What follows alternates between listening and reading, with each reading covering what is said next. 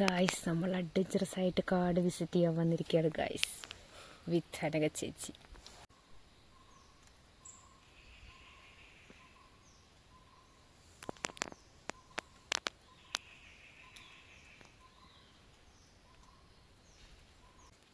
അപ്പം നമ്മളിതേ ഇവിടെ അതിവിശാലമായിട്ടുള്ളൊരു കാട്ടിലെത്തിയിരിക്കുകയാണ് ഗായ്സ്. എന്താണ് ഈ കാടിൻ്റെ പേരെന്താ? 73 കോളനി. അതായത് ചീയമ്പം കാടാണ്, തേക്കും കാടെന്ന് പറയും. ഇവിടെ ഫുള്ള് തേക്കാണ് ഗൈസ്. അപ്പോൾ നമ്മുടെ വർക്കിൻ്റെ ഭാഗമായിട്ട് ഇവിടെ നിന്ന് വരേണ്ട ആവശ്യമുണ്ടായിരുന്നു, അതിന് വേണ്ടി വന്നതാണ് ഗൈസ്. അപ്പോൾ ഒരു കിളിയെ പോലും കാണുന്നില്ലോ എന്ന് പറഞ്ഞ് ഞങ്ങൾ ഇതിലൂടെ നടക്കുമ്പോഴാണ് ഗൈസ് ഇഷ്ടംപോലെ മാൻകൂട്ടത്തെ കണ്ടത്.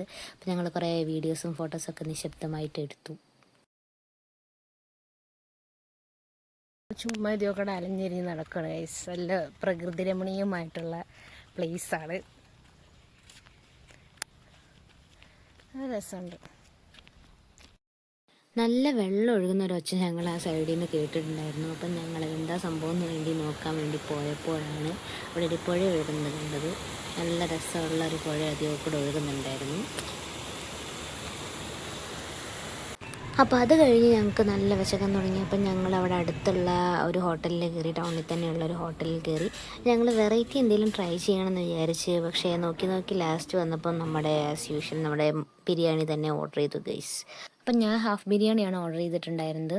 അപ്പോൾ ഒരു ഓക്കെ ആയിട്ടുള്ള ബിരിയാണി ആയിരുന്നു. വലിയ ടേസ്റ്റൊന്നുമില്ല, എന്നാൽ പോലും കുഴപ്പമില്ലെന്ന് പറയാം. ഞങ്ങളിരുന്ന് തിന്നു. അത് കഴിഞ്ഞ് പിന്നെ ഞങ്ങൾ വീട്ടിലേക്ക് പോകാൻ വേണ്ടിയിട്ട് പോവുമായിരുന്നു.